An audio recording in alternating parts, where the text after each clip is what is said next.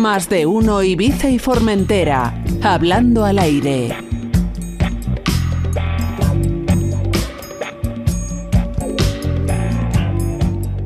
Entramos ya dentro de Hablando al Aire y hoy vamos a hablar de un personaje a priori curioso que han elevado a la categoría de libro nuestros dos invitados. Fue detenido en enero de 1971. La macabra leyenda de Manuel Delgado Villegas, más conocido como el Arropiero, comenzó a principios de los 70 en el puerto de Santa María. Era la segunda víctima conocida de El Arropiero. Detenido por la muerte de su novia, presumía ante la policía de haber cometido una retahíla de crímenes desde mediados de los 60. Cristina Amanda Tur, buenos días, bienvenida. Hola, buenos días. Héctor Escandell, ¿qué tal? ¿Cómo estás? Buenos días. Bueno, un reportaje sobre vuestro protagonista, que es El Arropiero. ¿Cómo nace este proyecto? ¿Quién da el primer paso? ¿Cómo os ponéis en contacto? ¿Cómo sabíais uno del otro que podíais cuadrar para confeccionar este libro que se llama El Arropiero, la deconstrucción de un monstruo? Bueno, la verdad es que mi primer contacto con El Arropiero fue precisamente con un libro de Cat, que es Grandes Crímenes de Ibiza y Formentera. Es una antología y uno de los casos que están en el libro es el asesinato en Ibiza del Arropiero, que tuvo lugar en 1967 en Camplanas, en Sant Jordi. Entonces, tras leer este relato o esta crónica, pues me interesé por este asesino en serie que sabía que había cometido más crímenes en otros lugares de la geografía española. Entonces me di cuenta de que era un criminal realmente interesante para estudiarlo, y también me di cuenta de que no se había hecho nunca nada de ficción sobre el tema, posiblemente por la complejidad del caso, ¿no?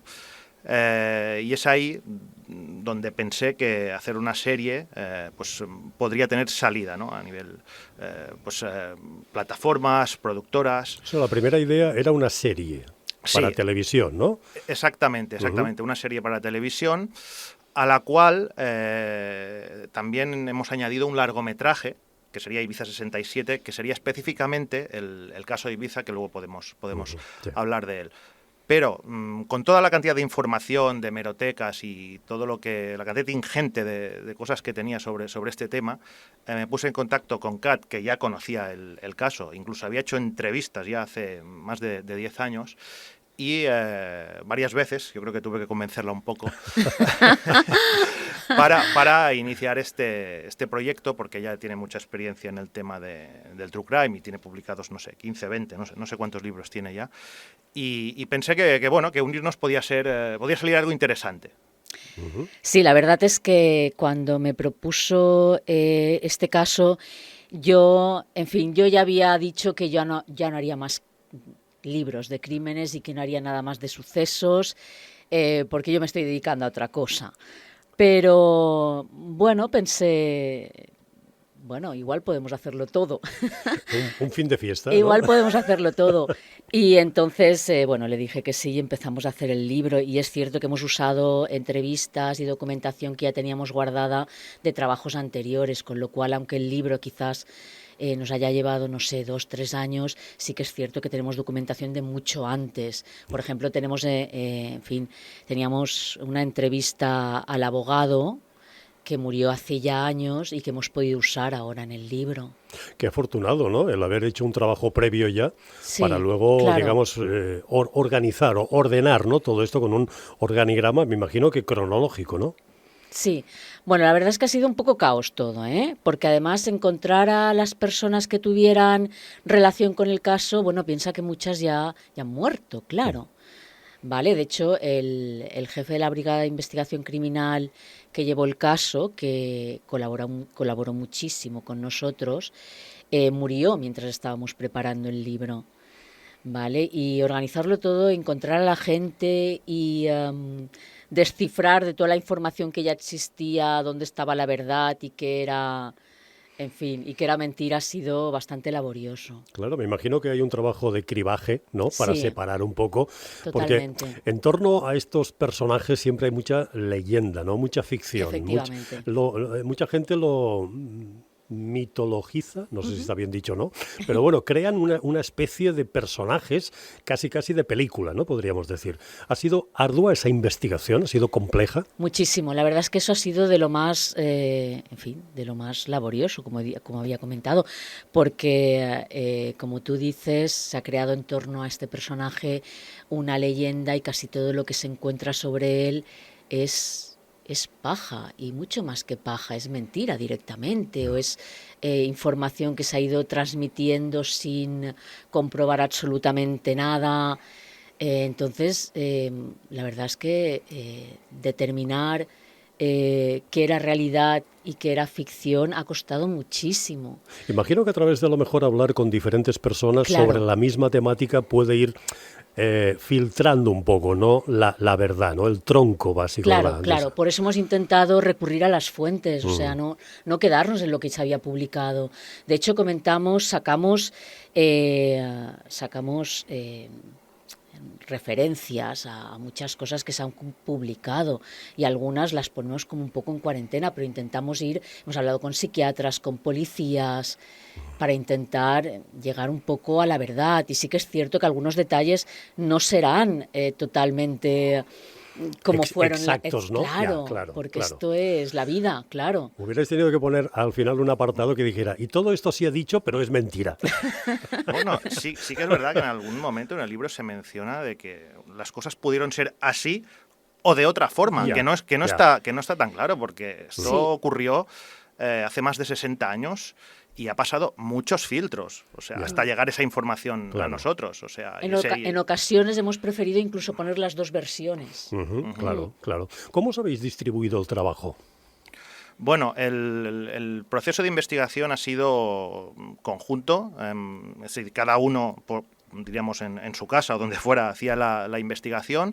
Teníamos reuniones creativas de forma más o menos regular, y luego Kat ha sido la que ha dado la forma literaria, que ha plasmado el libro en papel o en digital. ha sido ella la escritora, por decirlo de alguna forma.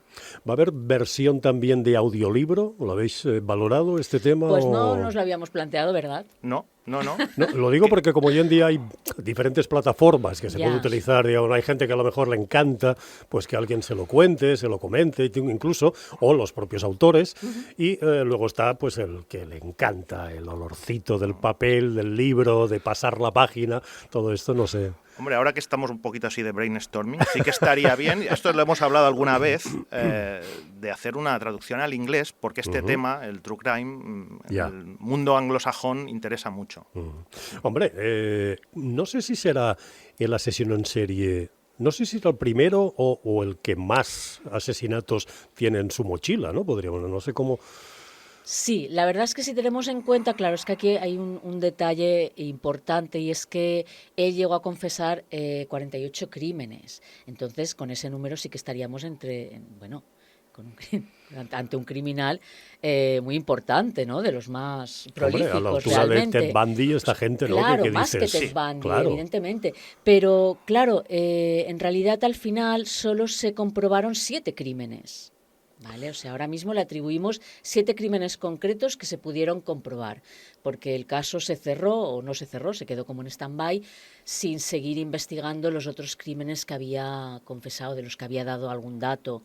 Claro, y poco a poco va lo que decíamos antes, ¿no? Va muriendo gente que puede aportar a lo mejor quizás alguna luz a alguno de ellos, pero claro, van desapareciendo las pruebas, ¿no? También, y los testigos. Claro, y en ese sentido, como decía Kat, también pues suerte de haber tenido esos testimonios de personas, algunas entrevistas del 2010. Y esas personas ya no están. Claro. ¿Os habéis encontrado alguna sorpresa? Algo que habéis dicho, ostras, esto sí que no me lo esperaba yo, de toda esa investigación? No sé, ¿alguna sorpresa? Bueno, sorpresa, la personalidad del arropiero, la verdad es que por muchas veces o por mucho que estudies su caso, yo creo que al final siempre te acaba sorprendiendo. Su personalidad completamente explosiva, y también pues haber podido tener los testimonios de gente que ha tratado directamente con él, tanto diríamos policías como psiquiatras que nos han dado claves que la verdad nos han parecido muy interesantes, claro, y que no habían sido publicadas antes. Quizás lo más sorprendente del caso es la investigación que se llevó a cabo, que era pionera en España. Estamos hablando del año 71, 3 policías de la Brigada de Investigación Criminal del Puerto de Santa María y el juez viajaron por distintos lugares de España con un criminal, con un asesino en serie, irascible, explosivo, como decía Héctor, que lo llevaban sin esposar, que lo llevaron al Tibidabo, lo llevaron al zoo, lo llevaron a comprar ropa al Corte Inglés y viajaban con él como si fuera un amigo. Y de hecho hablas con Manuel Alcalá, que es uno de los policías, y él, claro, al principio le cuesta un poco decirlo, pero es que al final acaba asegurándolo, es que yo lo considero un amigo. Hay que tener en cuenta que establecieron una relación. El síndrome de Estocolmo, claro, casi, ¿no? Sí, pero es algo que así. él pues tenía pues peticiones rocambolescas. Un buen restaurante, llevadme al zoo. Si no lo hacían, él dejaba de colaborar con las reconstrucciones. Se acabó. O sea, tú me das, yo te doy, tú me das, yo te doy, ¿no? Era Claro, un poquito, ellos lo trataban ya, bien y no lo llevaban esposado porque pensaban que así se garantizaban su colaboración, ya, claro. ya. Pero quieras o no, esos meses de relación tan directa con él, pues crearon unos vínculos. Claro. Es Hombre, así. de hecho hay gente que se enamora de asesinos que están en prisión, incluso les piden Cierto, matrimonio. Cierto. Sí, Ted Bundy. O sea, hay Ted Bundy, cosas por ejemplo, un sí. poco extrañas, ¿no? Visto desde fuera, pero bueno, hay gente pató, que decía aquel. El término arropiero, ¿de dónde viene ese apodo? Bueno, el arrope o la arropía es un dulce, que hay varias recetas, de hecho. La más común, en realidad, es mosto deshidratado con un poquito de fruta cortada a pedacitos. Puede ser higo, puede ser calabaza. Es un dulce que luego pues, se solidifica y se hacen caramelos. También se puede hacer con azúcar de caña. Y bueno, el nombre del arropiero, el sobrenombre del arropiero, en realidad es porque su padre vendía arrope en el puerto de Santa María. Y él era el hijo del arropiero. Y al final le quitaron lo del hijo de y se quedó con lo del arropiero. Pues su padre no tenía ninguna culpa, pobrecito tampoco, de haber tenido un hijo que se había desviado del camino, ¿no? Bastante. Los profesionales que lo trataron, tanto policías como psicólogos o psiquiatras, ¿le detectaron algún tipo de trastorno mental, alguna enfermedad, o aparentemente era una persona normal? No, normal no era. Lo que pasa es que el diagnóstico de este hombre es muy complicado. Se le llegó a diagnosticar esquizofrenia que no parece que tuviera. Lo que tenemos claro es que era un psicópata, pero claro, eso no es una enfermedad mental, estábamos hablando de un trastorno de la personalidad. Sumaba muchos factores, ¿vale? Aunque el diagnóstico no está claro. Estamos hablando de un chico, pero además era joven, cuando le tuvieron tenía que 28 años, Sí, 28 años. sí. Que sumaba haber crecido en una familia desestructurada, ¿vale? Haber sufrido también abusos de compañeros, era disléxico, tartamudo, todo eso sumas para crear un personaje que además no estaba demasiado integrado en la sociedad, ¿no? Tenía muy pocas habilidades sociales. Y se le suma, también tenía un cromosoma Y de más, que eso actualmente no es determinante para considerar que tuviera propensión a la delincuencia, pero sí que es cierto que en su época, cuando se descubrió que tenía un cromosoma Y de más, se estableció como un factor delincuencial importante. Pero más allá de que era un psicópata, todo el resto de su diagnóstico no está muy claro. Evidentemente normal no era lo que se llamaba antes un borderline. Ya.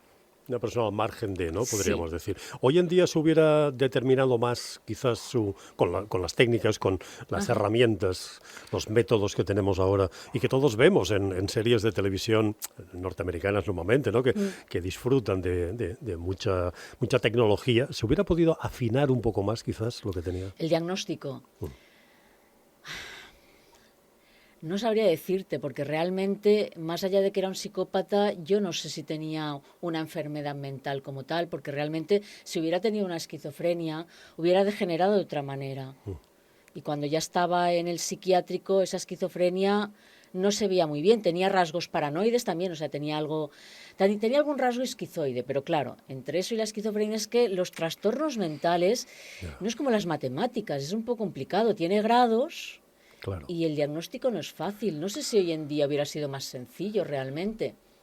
Lo que queda claro es su nula gestión de las emociones, ¿no? La empatía, ¿no? Quiero decir con que las víctimas, normalmente, tampoco... normalmente sus ataques o sus agresiones, sus asesinatos, era por su forma de percibir la ofensa. A él, si se le ofendía, pues...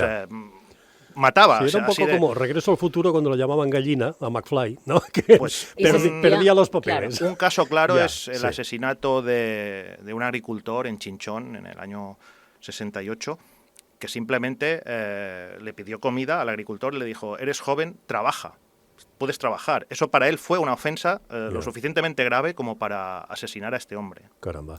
Sí. Se sentía ofendido muy rápidamente. Sí, era muy irascible quizás, sí, ¿no? Sí.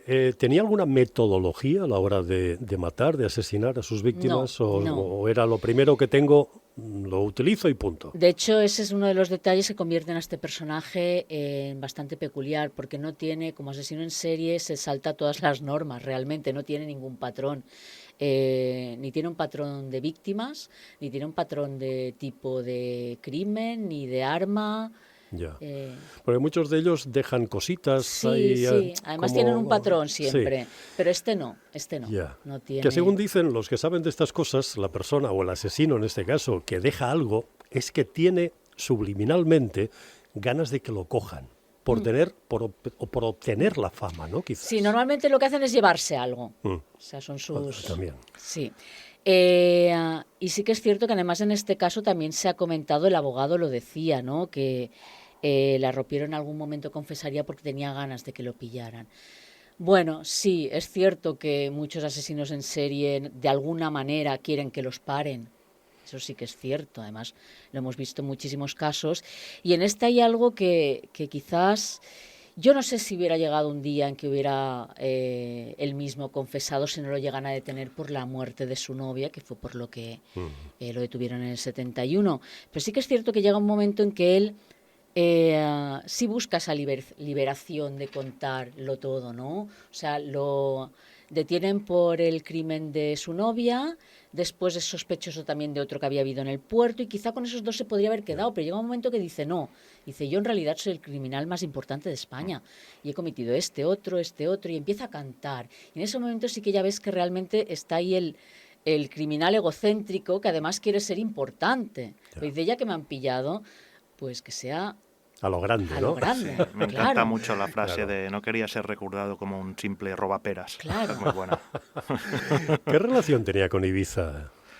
Bueno, en realidad el Arropiero llega a Ibiza y yo no tengo muy claro que él supiera que llegaba a Ibiza. Tampoco sabemos por qué él se prostituía, tanto con hombres como con mujeres. A lo mejor acompañó a alguien aquí a Ibiza, no se pusieron de acuerdo, algo pasaría, pero él terminó vagabundeando por Sant Jordi, por Camplanes. Entonces, quiero decir que su presencia en Ibiza es circunstancial, absolutamente. Él estaba vagabundeando y vio a un hombre salir de una casa y dejar la puerta abierta. Ese hombre es Jules Morton Abramovich, quien había conocido a una chica, una turista francesa, la noche anterior en el pub Lolas, y habían terminado en esta casa. Ella se quedó en la cama, él salió, dejó la puerta abierta, el Ropiero entró y la mató, porque él era oportunista en ese sentido, como asesino. Claro, luego lo que pasó es que a Jules, al americano, lo habían visto en el Lolas, lo habían visto en el taxi, por la zona del puerto, y en 48 horas fue detenido y terminó pasando un año de prisión preventiva en lo que llamaban el Hotel Naranjo, que era el antiguo depósito de detenidos, que era el Ayuntamiento de Ibiza luego. ¿Y qué pasó? ¿Él confesó antes o las pruebas determinaron que...? El Arropiero, en la retahíla de confesiones del año 71, 4 años después, confesó el crimen de Ibiza. En cuanto a Jules, pasó un año en prisión, fue juzgado y fue absuelto por falta de pruebas en el año 68. Ya.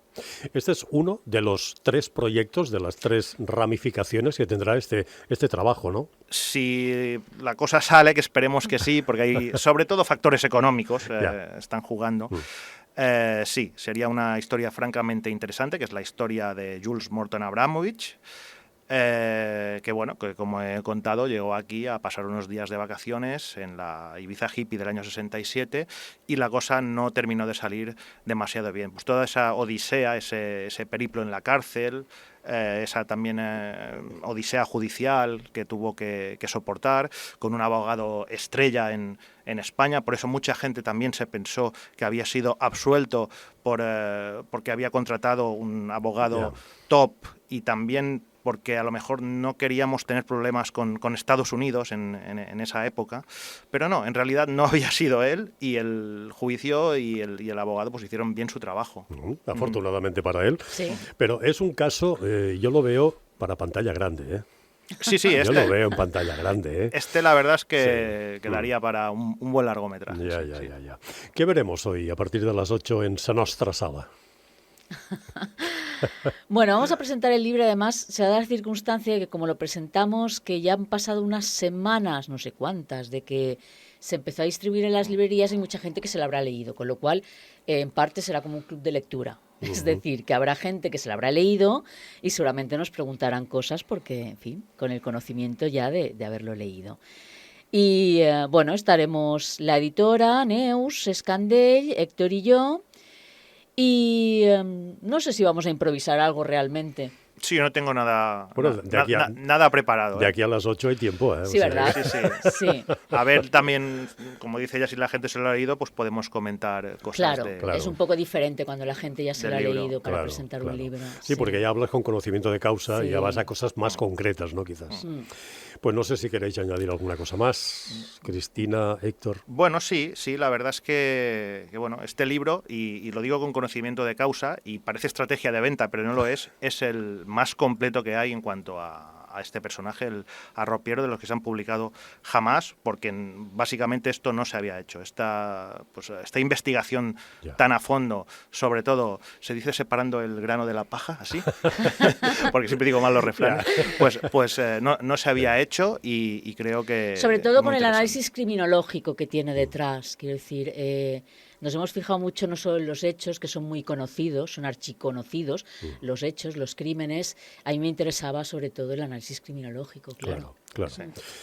Pues ahora viene un trabajo con Netflix, con todas las plataformas que hoy en día parece que son una presunta o posible salida, ¿no?, a estas ideas, que a partir de aquí veremos a ver qué es lo que pasa, ¿no? Y el largo, que está ahí también. Pues Cristina Mandatur, muchísimas gracias por haber estado aquí. Gracias a ti. Y Héctor Escandell, muchísimas gracias, moltes gràcies. Gracias, un placer. Y esta tarde nos vemos por allí, en Sa Nostra Sala, a partir de las 8. Muchas gracias.